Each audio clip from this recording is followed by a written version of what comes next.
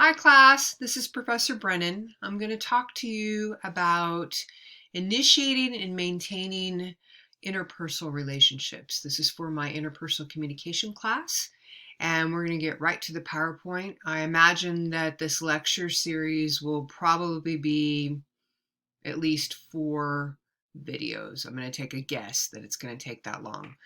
So let's get into it, and yes. All right, here we are.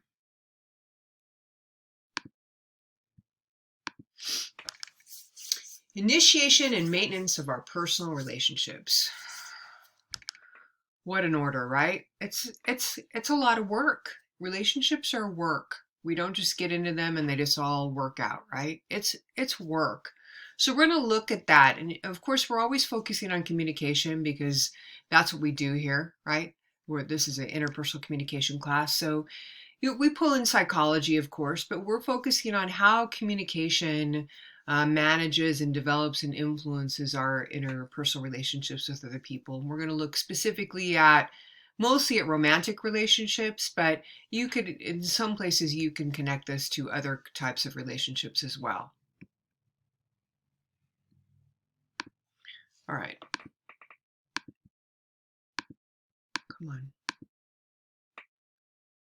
Sorry, I'm having a little difficulty. There we go. So let's start with defining what a relationship is. Okay, what do we mean by relationship?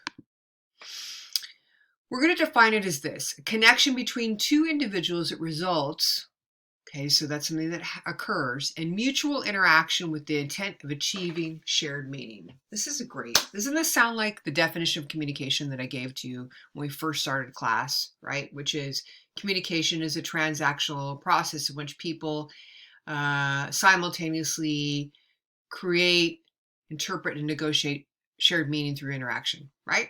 So there you go. This is similar. It's about relationships. All communication is about relationship. It is the driver of all relationships. So a relationship is a connection between two people that results in an mutual interaction. So they both have to be involved with the intent of achieving shared meaning.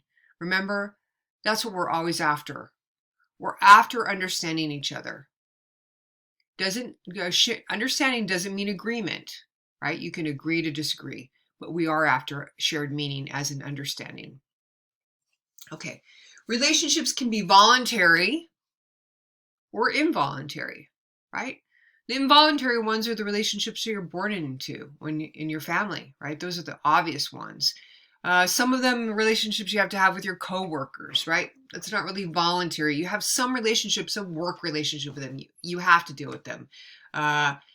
If you're in education, you might have people that you don't want to work with, but you have to work with because that's the way it is, right? So some of those feel like obligatory or involuntary, but mostly when we think of involuntary or obligatory, we're really thinking about family. We're thinking about like relatives, feeling that obligation, right? And then relationships that are voluntary, things that we choose of our own volition, right? Our partners, generally speaking, unless we grow up in a family where our partner is chosen for us, right? If that's the custom or tradition in our family. Which happens in certain cultures, right? But mostly, or at least from a Western perspective, but not necessarily the Western perspective, but in a more modern, less traditional era, we get to choose who our partners are. So, and I don't mean modern as in versus archaic, okay? Because I don't want to put down anyone else's culture or traditions. There are traditions and they have reasons. And I happen to know someone who is Indian, East Indian, and she is still married to her husband in an arranged marriage, and it was perfect. Okay, so you can have an arranged marriage where it's obviously involuntary, of what everything has worked out for her. Right? She's been married to this man for many years, probably 25 years. So it's possible, right? So let's just keep that an open mind as we discuss this and not think that one is better than the other. It might be better for you, but the truth is, if you don't grow up in that situation, how do you know? You don't know what think about the choices that you have, that you know you have, and you're raised with certain choices, and then you move to a different area, and then you realize you have other choices, right? So we only know what we know. I'm glad I got that out of the world. Okay, so examples of voluntary relationships are obviously friends, romantic partners, co-workers, meaning if you really decide to have a relationship with it, but I think co-workers actually can be under involuntary as well. And then usually family relationships are the ones that feel involuntary and obligatory. But you can choose them differently, right? You can decide to make them feel like you're making a choice to have a relationship with family members that maybe you don't even agree with, maybe you don't agree with politically, right? But you still love them. They're your family, they're your blood. I have family like that. I have family that I love and adore, and we're not on the same political spectrum, but I'd still, if it came down to it, I'd still donate my blood or an organ to them if I had to, right? So that's love surpasses and transcends all of that. Moving along. Okay, so what I like to do, and this is not in your textbook, is I like to get you guys to think about, and gals, folks, I like to get you folks to think about want versus need. Important person in my past a long time ago had me look at this when I was doing my own relationship inventory. And I was in this place where I had had a series of bad relationships, and I was making bad choices. And I needed to really look at, there's a difference between want and need. So want means, we're going to look at that first. Want is a desire, okay? Want is not something that we have to have for our emotional or physical survival. It's not required. If we don't get what we want, we're not going to die. We're not going to lose anything. There's nothing to lose if we don't get what we want. We just don't get it, okay? A want is like an addition. So it's something you can live without. You may not want to live without it, but you can live without it. Okay, that's what a want is. I want you to start to think about what you want in a relationship. So want's kind of like, you kind of treat it like sky's the limit. Go, be as X-rated as you want. Okay, go all out. Be as X-rated, be as materialistic, let your ego self with all the wants exactly how you want it. Let yourself look at that honestly. Just let yourself go.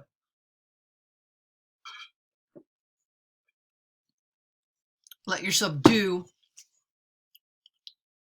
anything. Like, you want him to have a perfect physique, you want him to work out all the time, you want him to be a good sexual partner, or you want her to have the most beautiful face, big eyes, you want her to have a good bank account, come from a good family, like a wealthy family. I mean, just go.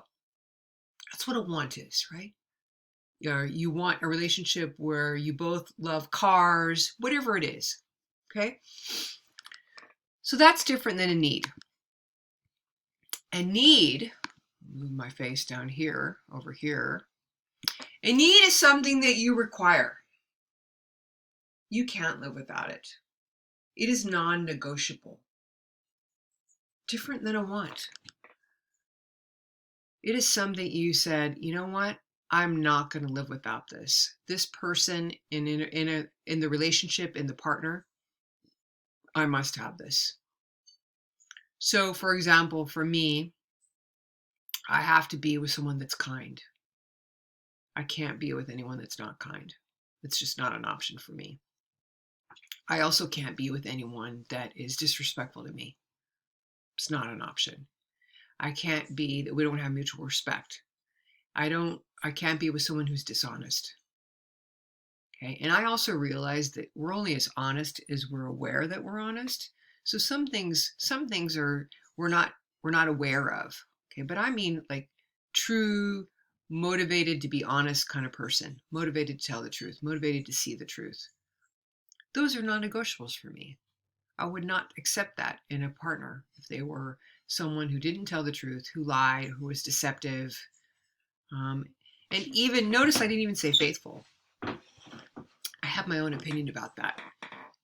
That's what I want, and I do need it, But I don't think that if I was in a situation where my partner was unfaithful, that that would be a deal breaker. So think of your need as the deal breaker.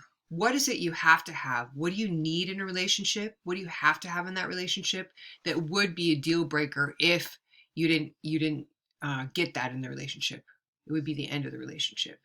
So it's definitely something that makes you feel secure. It's definitely something that you can't live without. Okay? I think I cleared that up. All right, let's keep going. So make a list. This is what I ask you to do as a class for yourself. Know the difference between your wants and needs. Okay, know the difference. So if you decide that you don't want to be in a relationship anymore, know that it's about your needs and not your wants. No one is, first of all, it's no one's job to fulfill all your wants. It's your job. You want something, you go get it. That's your job. Your job is to make yourself happy. No one is here on the planet to make you happy. Okay? It's just the truth. So that's your job to fulfill your wants. If you get some of your wants met in your relationship, good on you. That's great. But your needs, you have to know what they are. Right? And we are not lone creatures. Right? We talked about in the very beginning of the semester. We need to be with people. It's part of it. So we have certain needs in a relationship. If you aren't getting those needs met, you're not going to be happy. And everybody has different needs. Like I talked about the faithful one. You might be a person that fidelity and that kind of loyalty is important to you, and it's a deal breaker. Okay. Know that about yourself. That is the key.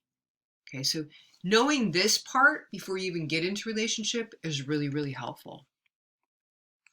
Let me see where we're at next. Okay, so I want to stop here before I get to the end, and we're going to move on into the next video. We're going to talk about the nature of relationships, and I will see you then in the next part.